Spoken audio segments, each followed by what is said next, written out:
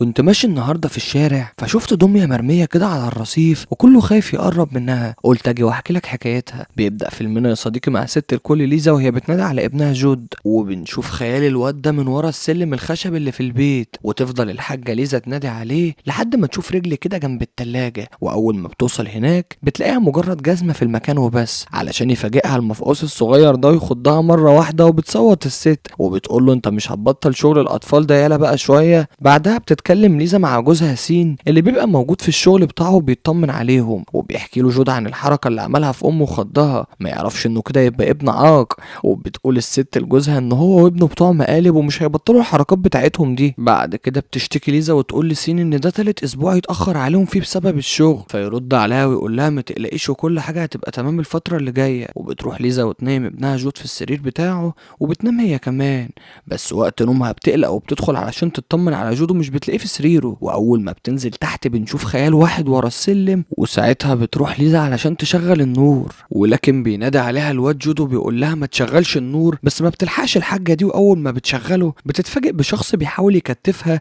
وبيبقى معاه واحد كمان. وفي نفس اللحظة دي بيشغل جود جهاز الانذار اللي عندهم في البيت، وبتشوف الست دي وهي بتمرمط الاتنين من الضرب حرفيا، بس بيجي التاني وبيخبطها على دماغها ويفلقه بسرعة. بعد كده بنرجع لدكتورة بتعالج جود، وده بعد ما اتصدم من اللي حصل لأمه وفقد النطق تماما، وبتسأله الدكتورة لو عايز يمشي من المكان ممكن يقول، فبيبدأ يكتب جود للست انه عايز يمشي دلوقتي. وبتتكلم بعدها الدكتورة مع ابوه وامه وبتعرفهم انهم لازم يشجعوه على التواصل مع الناس علشان يقدر يتكلم مرة تانية. وفي قعدة هدوء كده بيتكلم سين مع ليزا ويقول لها ان الدكتورة معاها حق في كل اللي قالته، فترد عليه وتقول له ان جود بقى كويس الى حد ما، بس بيفهمها قصده من الكلام ده، وبيقول لها انه بيتكلم عليها هي، وده علشان من ساعة ما حصل ودخلت العصابة وضربوها وهي من وقتها بتحلم بأحلام وحشة كتير. وفي الآخر بيقترح سين عليها انهم يسيبوا المكان خالص، فترد عليه وتقول له انها هتفكر في الموضوع ده. وفي وقت النوم بيروح جود لأمه وبيطلب منها انه عايز ينام جنبهم، واللي بيحصل بعد كده ان ليزا بتحلم حلم وحش للمرة التانية وبتخض هي الواد جود المرة دي. وتاني يوم بنشوفهم وهما بينطلقوا بالعربية البيت تاني علشان يعيشوا فيه، وفي وقت دخولهم بيشوف جود راجل بيبصله بنظرات غريبة قوي. بعد كده بيدخلوا وبتفرج السمسارة الشقة ليزا وجوزها ياسين وبتطلع وتسيبهم في المكان. بعدها بنشوفهم هما بياخدوا جولة في الغابة ويشموا شوية هوا نضيف، وفي اللحظة دي بيشوف سين البيت الرئيسي بتاع المالك اللي كان عايش فيه في المكان من قبلهم، فبياخد حبيبته ليزا ويستكشفوا المكان، بس بينسوا ان معاهم ولد صغير اسمه جود.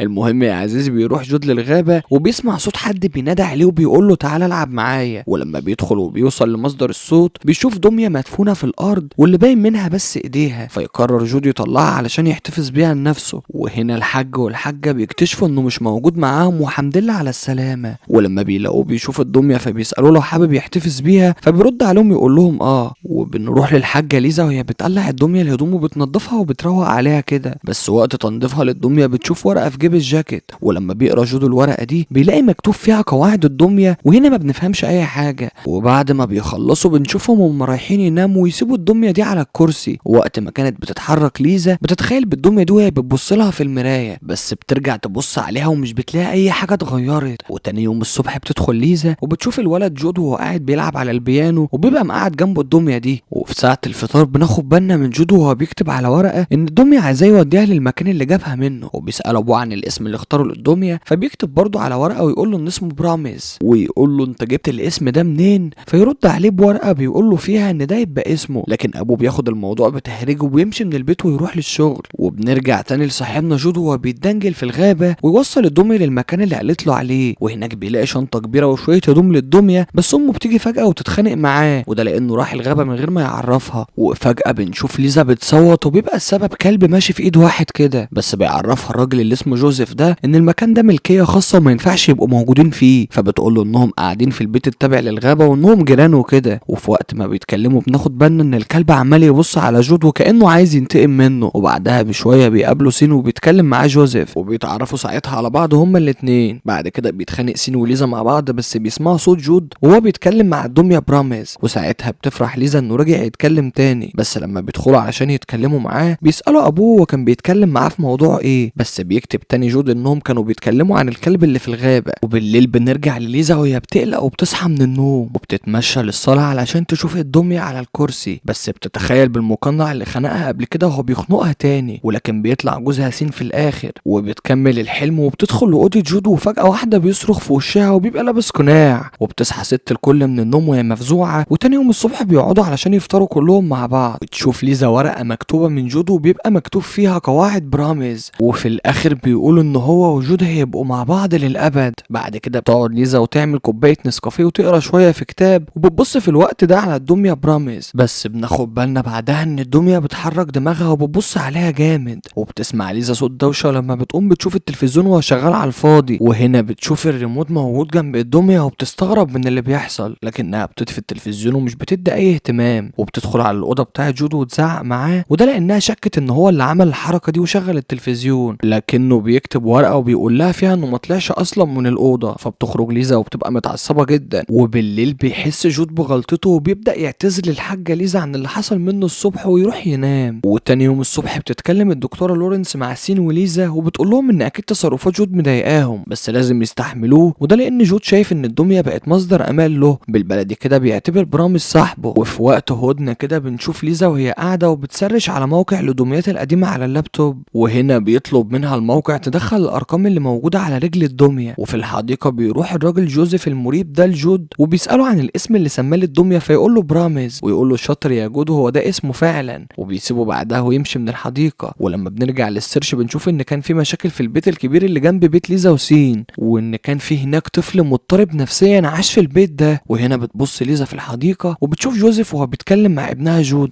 ولما بتطلع بره وبتتكلم مع جوزيف بيقول لها انه كان بيدور على الكلب بتاعه ومش لاقيه. وفي حاله من الهدوء بتتسحب ليزا بالليل وبتاخد الرقم اللي موجود على رجل الدميه، ولكن اللي بيحصل انها بتتخيل وجود حشرات في الدميه، وهنا بتصوت وبتصحي الواد جود من النوم. وتاني يوم الصبح بتكتب الرقم بس الموقع بيقول لها ان مفيش هنا حد بالاسم ده. بعدها بتدخل الاوضه علشان تدور على جود ومش بتلاقيه، بس بتشوف على السرير سكتش كده، ولما بتفتحه بتلاقي مرسوم فيه صور مع شويه قواعد، ومن القواعد دي ان جود ما ينفعش يسيب برامز ابدا، وان ممنوع اصطحاب الضيوف للمكان. وبتشوف كمان صور للكلب وهو مقتول، وصور تانية كمان لواحد بيقتل امه وابوه في اخر السكتش، وبيبقى مكتوب ساكون معك دوما. وورقه تانية مكتوب فيها انهم هيتاسفوا كلهم على اللي بيعملوه معاه ومعاملتهم القاسيه لجود. بعد كده بنشوف جود وهو لابس بدله رايقه كده وقاعد على الغدا هو وبرامز والحاجه وابوه، بيكتب الواد ورقه بكل برود ويقول لها فين طبق برامز، وتقول له ليزا فوق يا جود يا عبيط مفيش حد هنا هياكل غيرنا احنا التلاته. ويتكلم الحاج سين ويقول له انه عزم ليام نسيبه ومعاه باقي العيله، ويكتب له المفقوس جود ويقول له ان غير مسموح باصطحاب الضيوف وان دي قواعد برامز. فتهزقه الحاجه ليزا وتقول له ان دي مجرد لعبه وملهاش اي لازمه هنا في البيت علشان يبقى ليها قواعد. وبيعرفها جود انها كده بتعصبه وبتسيبه الحاجه ليزا وتدخل المطبخ، بس بتسمع صوت دربكه، ولما بتطلع بتشوف الترابيزه وهي مقلوبه على الارض.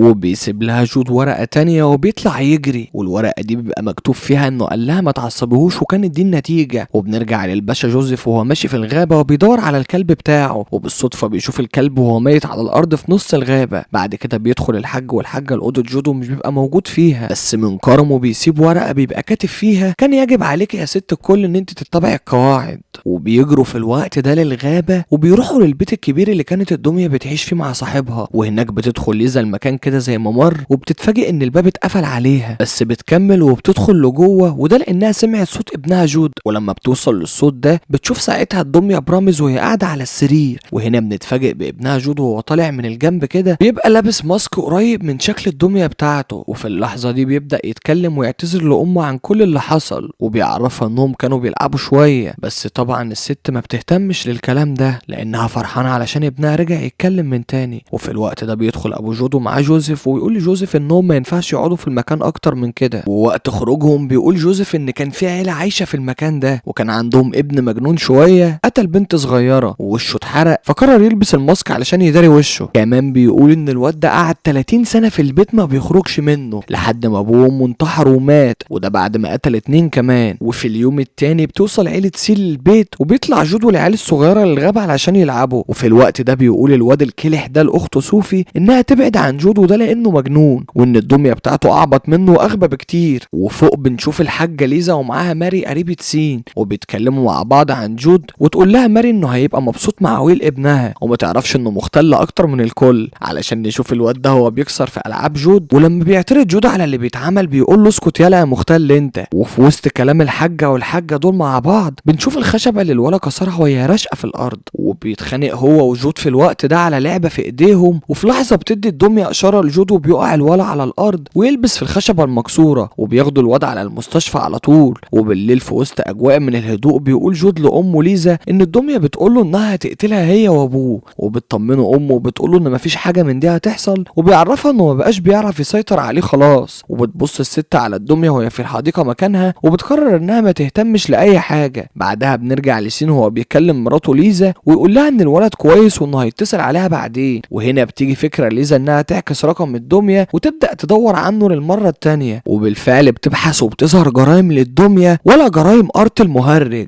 المهم بتشوف بلاوي بعد كده وبتعرف ان العيله كانت كلها مجنونه في البيت ده، وان ابنهم كان بيقول ان الدميه كانت بتتكلم معاه. وهنا بيتكلم سين وصديقه ليام وبيحكي له ليام عن بلاوي اكتر من كده عن البيت الملعون ده. وهنا بيتجنن الراجل سين ويسيبه ويجري. ونرجع للحاجه ليزا وهي بتكمل في تاريخ الدميه الاسود، بس بتلاحظ ان الدميه اختفت من الحديقه، واول ما بتتحرك علشان تبص عليها بتقابل جوزيف في وشها وبيبقى رافع عليها البندقيه بتاعته. بعدها بتساله ليزا عن سبب وجوده في المكان ده، فيرد عليها ويقول لها انه موجود هنا علشان الدميه اللي عايزه كده، ويعرفها ان الدميه بتستدعي اللي بيحتاجها وان ده سبب وجودهم هنا برضه، وده لانهم كانوا بيتعاملوا مع جود بقسوه، علشان كده الدميه طلبتهم كلهم وراحوا يسكنوا في البيت. وبيقول لها انه خلاص فات الاوان وان ابنها والدميه هيبقوا واحد ومحدش هيعرف يفرقهم ابدا. كمان بيعرفها ان الدميه اللي طلبت منه انه يدفنها من البدايه. بعدها تبدا ليزا تضربه بشويه ميه سخنه كده في وشه وتضربه بالبندقيه بتاعته وتطلع تجري. وفي الوقت ده بتطلع للغابه وتنادي على ابنها جود، وبتوصل للبيت الكبير لحد ما تنزل على السلم. وهنا بتشوف جود وهو ماسك الدميه في ايده فتبدا تهديه وتاخدها منه، بس لما بتسيبها بتتفاجئ بجود العاقو وهو رافع عليها السلاح، بس ابوه بيكون جاي من وراهم وبيتسحب بالراحه علشان يضرب الدميه ويفرتك دماغها في الحال. وبيرجع الواد جود لامه مره تانية، بس بيصرخ جوزيف ويقول لهم انتوا عملتوا ايه، ويقول لهم ان هو اللي هيتحاسب مش هما، وده علشان ما عرفش يحمي الدميه منهم. علشان نتفاجئ ببرامز الدميه وهو بيقوم من مكانه ومره واحده بيشغل البيانو بصوت عالي، وبتبدا النار اللي في الدفايه تعلى في المكان، وبيترفع جوزيف مره واحده ويترزع في الحيطه ويموت. بعد كده بنشوف جود وهو شايل الدميه وبيرميها في المدخنه الموجوده في المكان.